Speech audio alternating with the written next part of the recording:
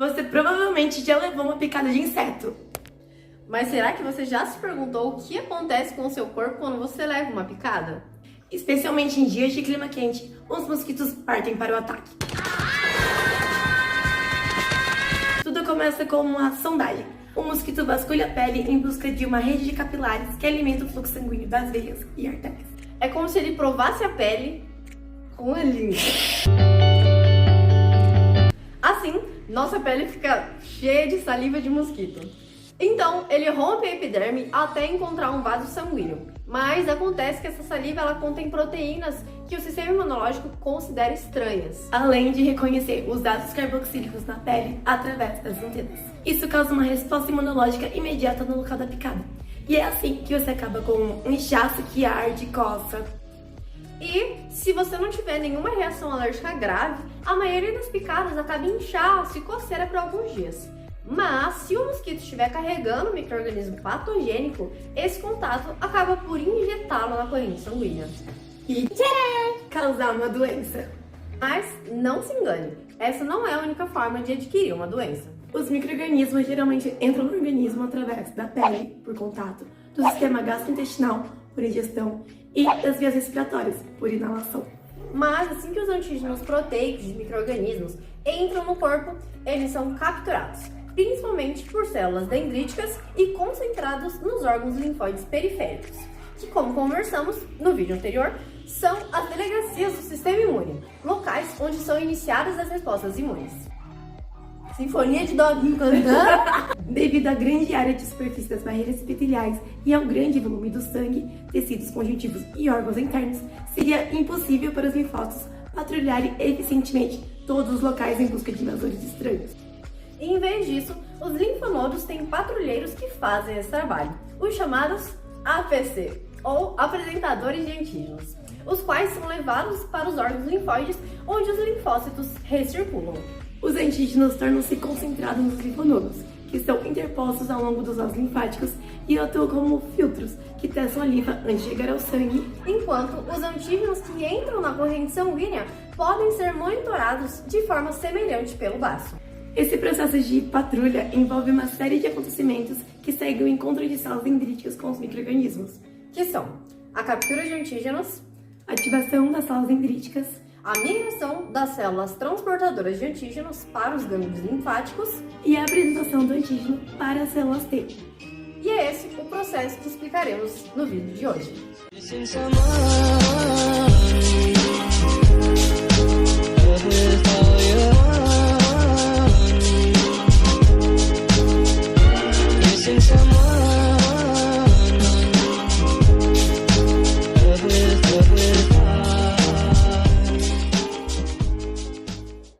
Existem duas grandes populações de células dendríticas, chamadas de clássica e plasmocitoides, que diferem na sua localização e respostas.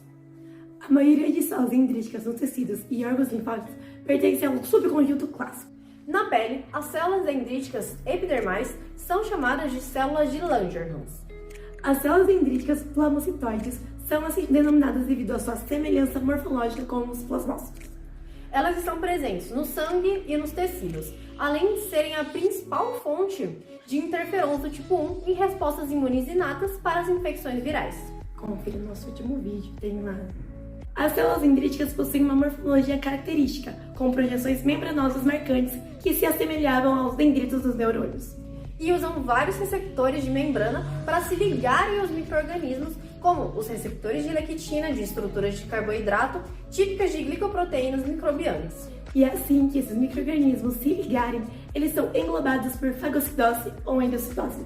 Entram nas células dendríticas e, em seguida, as proteínas ingeridas são processadas em peptídeos capazes de se ligar a moléculas do MHC, sobre as quais falaremos mais adiante. Isso resulta na produção de citocinas inflamatórias, que geram várias alterações no fenótipo, migração e função, que acabam por reconhecer quimiocinas que direcionam a saída do epitélio e migrar através dos vasos linfáticos para os linfonodos de drenagem daquele epitélio.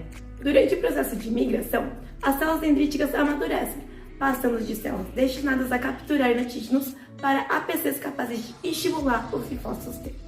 Essa maturação é refletida no aumento da síntese e na expressão estável de moléculas do MHC, que apresentam antígenos às células T. O resultado final dessa sequência de eventos é que os antígenos proteicos de micro-organismos que entram no corpo são transportados e concentrados nas regiões dos nodos linfáticos em que os antígenos são mais suscetíveis a encontrar os linfócitos T. Lembrando que os linfócitos T imaturos recirculam continuamente através dos gânglios linfáticos. Portanto, as células dendríticas trazendo os antígenos capturados e as células T imaturas que estão preparadas para reconhecer os antígenos se reúnem nos gânglios linfáticos. E mais, diferentes tipos de APC apresentam funções distintas nas respostas imunes dependentes de células TCD4+, e TCD8. As células dendríticas são os principais indutores de tais respostas, porque são localizadas nos locais de entrada dos micro-organismos. E são as mais potentes APCs para a ativação dos linfócitos T imaturos. Mas não podemos esquecer dos macrófagos, importantes APCs para células T efetoras, que é abundante em todos os tecidos.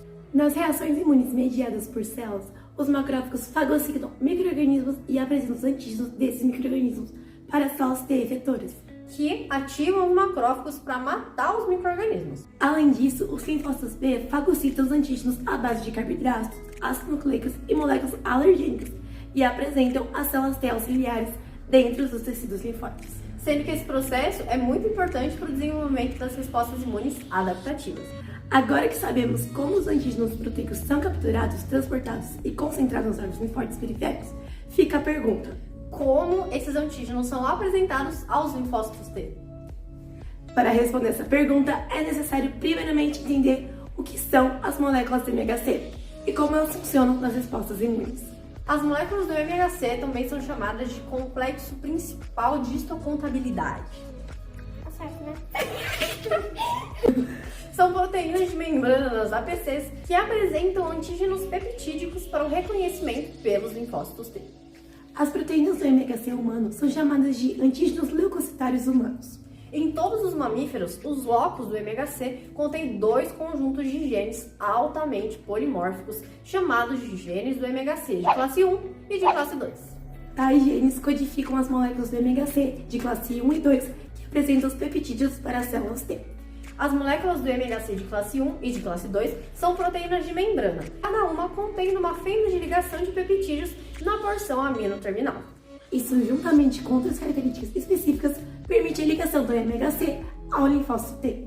A função das vias de processamento antigênico associado ao MHC é importante porque as células T sozinhas não distinguem entre micro-organismos extra- ou intracelulares. Por isso, para a ativação das células T, é necessário uma APC, o que não é o caso da ativação das células B, que apenas na presença de um antígeno é capaz de identificá-lo e induzir a produção de anticorpos. Comenta aqui embaixo se quer o próximo vídeo seja sobre esse assunto.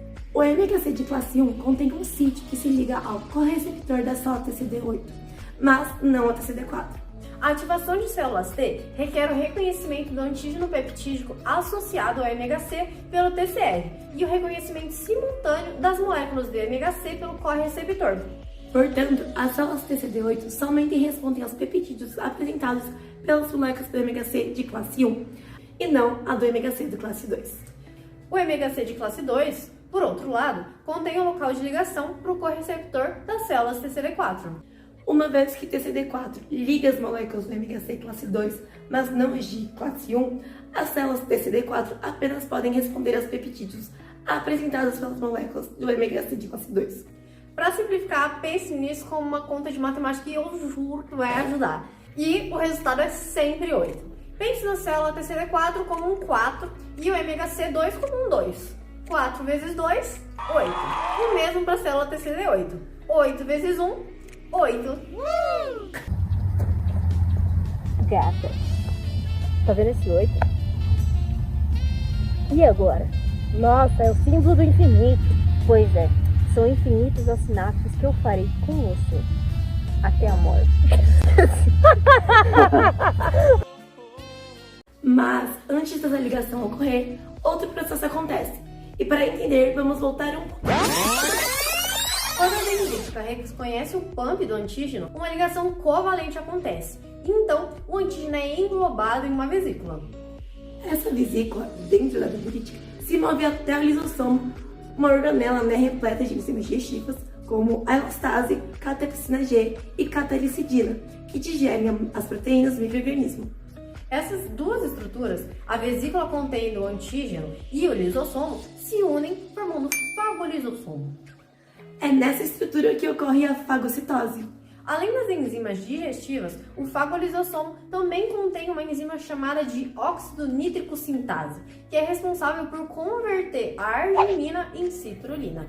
E esse processo libera óxido nítrico, uma espécie reativa de oxigênio e nitrogênio que auxilia na degradação do antígeno, visto que retira elétrons e prótons das proteínas. E como se não fosse bastante, a respiração celular, que ocorre na mitocôndria, mais especificamente na cadeia transportadora de elétrons, libera muitos radicais livres. O oxigênio da respiração em contato com a água forma o peróxido de hidrogênio dentro do fagolisossomo, somando mais radicais livres para a reação. O resultado de todo o processo é a formação de epítopos, fragmentos de um antígeno. Isso é, a menor porção de um antígeno com potencial para gerar uma resposta imune. E só então o MHC se liga ao epítopo, vai até o lado exterior da membrana e sinaliza para a célula TCD4. Para que, enfim, a sinapse imunológica ocorra. Para manter a reação, acontece a sinalização via citocinas e ligações químicas de várias proteínas. Com isso, podemos dizer que existem 3 funções essenciais da APCs na ativação de linfócitos T. A conversão dos antígenos proteicos em peptídeos, isso é, a clivagem, O fornecimento de estímulos para a célula T e as citocinas para complementar a ativação. Lembre-se que o antígeno é o primeiro sinal necessário e o segundo sinal é fornecido pelas APCs que reagem aos micro-organismos. Bom, agora que entendemos o que são MHC, vamos continuar a jornada da célula dendrítica.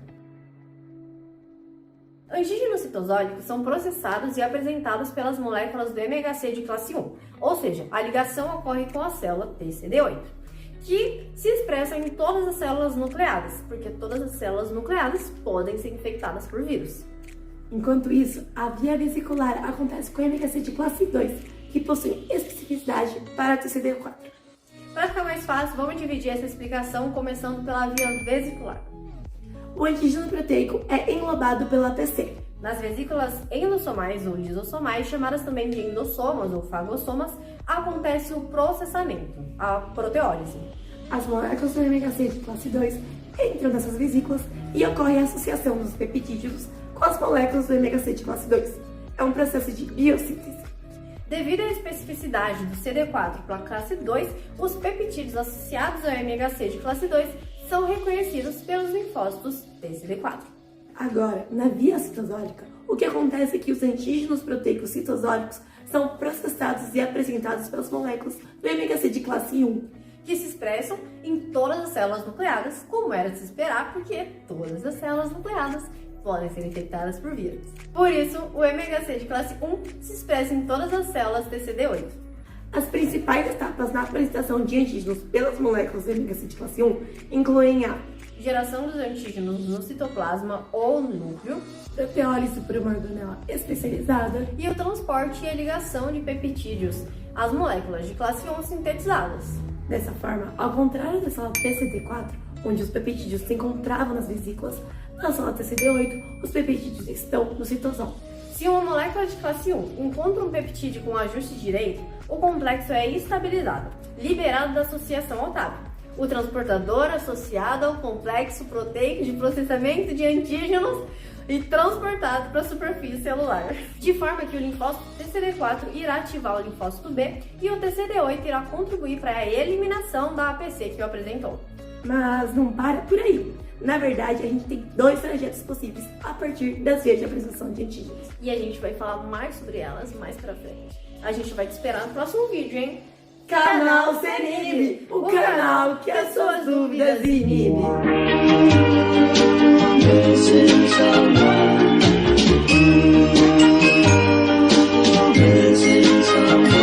Missing someone